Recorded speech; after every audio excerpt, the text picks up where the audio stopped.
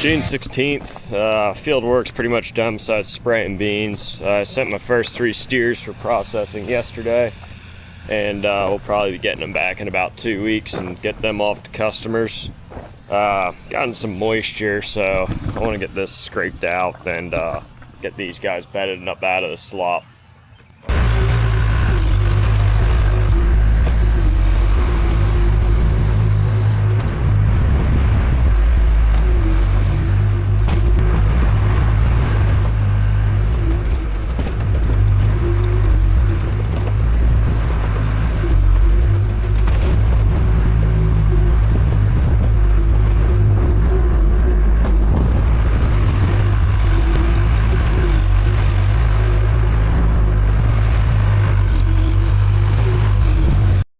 So we still have this bale processor on demo. I wanted to give a better demonstration of it than I guess the first video would be. Show a little more of the sights and sounds of it. Again, does a great job. What we're shredding here is cornstalk bales, which in any of the advertisement I don't see anyone using it for that, but it does seem to do a good job. The blades definitely get dull pretty quick after you start doing it, but working great, so enjoy, and then we'll move on to other things. Quick side note, this John Deere 3010 does have tin work hood and fenders with it. It is currently out getting painted. The story behind this was bought brand new by my grandfather. I spent a lot of time on it when I was working at the dairy. We had an auction for the dairy. All the equipment was sold.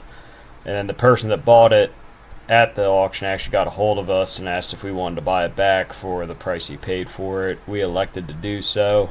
It's been overhauled, and we're working on making it look, not restoring it, but just making it look a little more respectable. So that's why this tractor looks the way it does.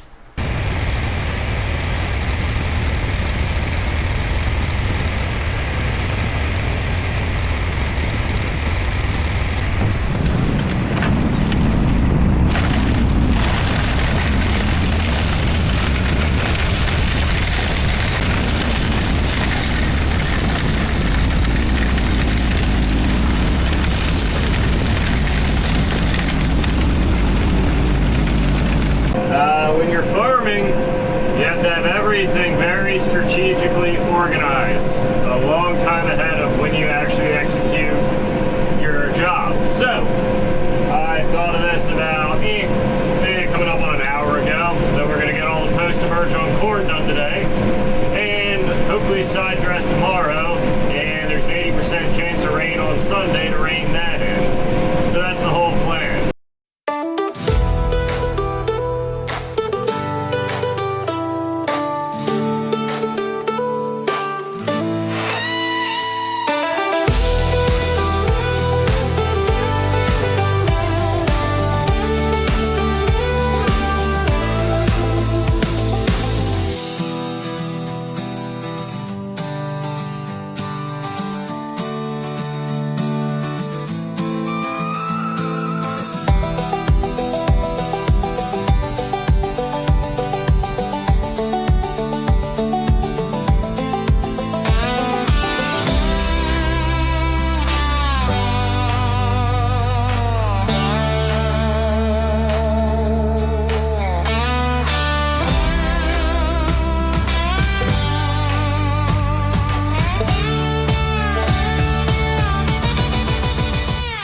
Alrighty, it's the next day here, and we are going to set up to start side dressing some liquid nitrogen in between the rows on our corn. Before we do that, we're going to have to switch the sprayer over, put the drop tubes on it for 30 inches on center, because if we just spray out of those nozzles, it'll look like I murdered the corn.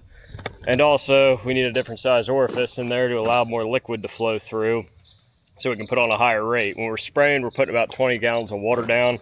When we'll put on urea, we're going to be putting on about 50 gallons. So we're going to change that out quick.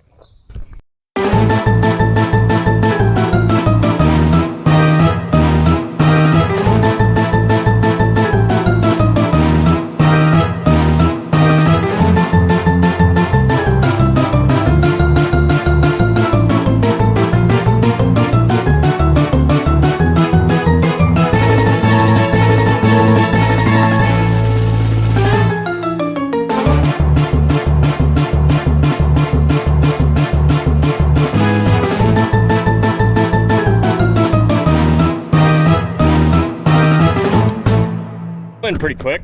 I'll admit when I started, I used to actually pull the tractor out into the field and park it in between the rows. That way I made sure everything dropped. Now, after 5 years, I do have it somewhat memorized. And yeah, every now and then I carry a tape, just check, make sure everything's on 30 inches. But, you know, we're getting better at it. Getting ready to load up the first load here.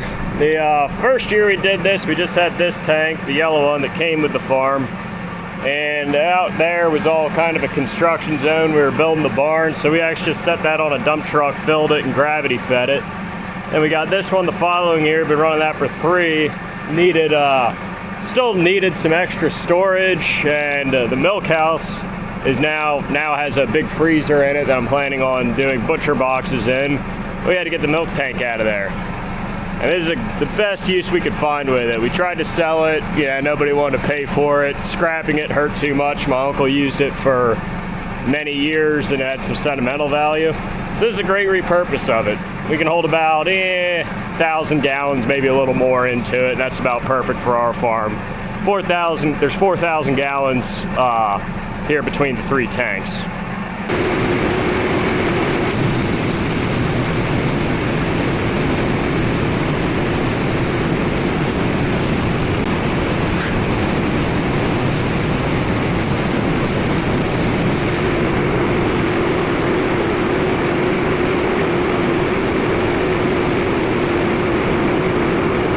If you guys can see it, each individual one of those hoses drops right in between the rows and lays down just a little pea stream of liquid nitrogen.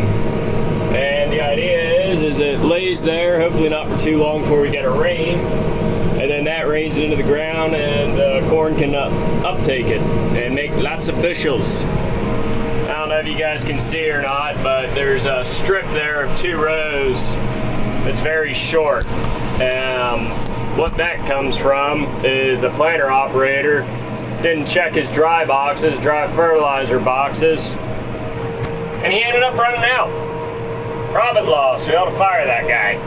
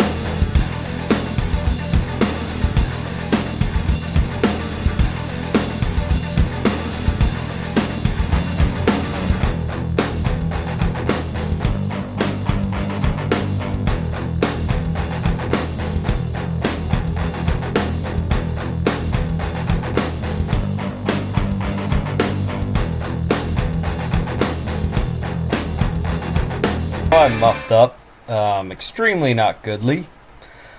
I had a bunch of footage from second cutting and planning and a test plot from Regen Ag that I wanted to talk about in this video. Well, I deleted all the footage off of my action camera as well as my drone.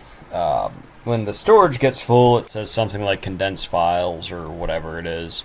So I hit that to condense files, and I didn't realize that goes away. I looked it up. There is ways to maybe get them back, but I'd already started recording this stuff over it.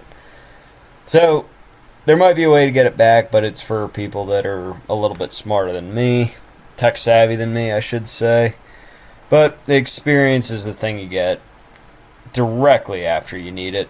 At least that's the way my life is going. So I'll know not to do that again. This is some oats that we had put in as a nurse crop. This was a cornfield. It was exposed on all sides. It's only about 2 acres, and everything to the side of it is woods where people don't allow hunting. So this just gets hammered with deer. So we elected to turn this into a hay field because we need the forage anyway. So enjoy this very small clip of what I'll call second cutting. Thank you guys for watching. Have a good one. We'll see you on the next one.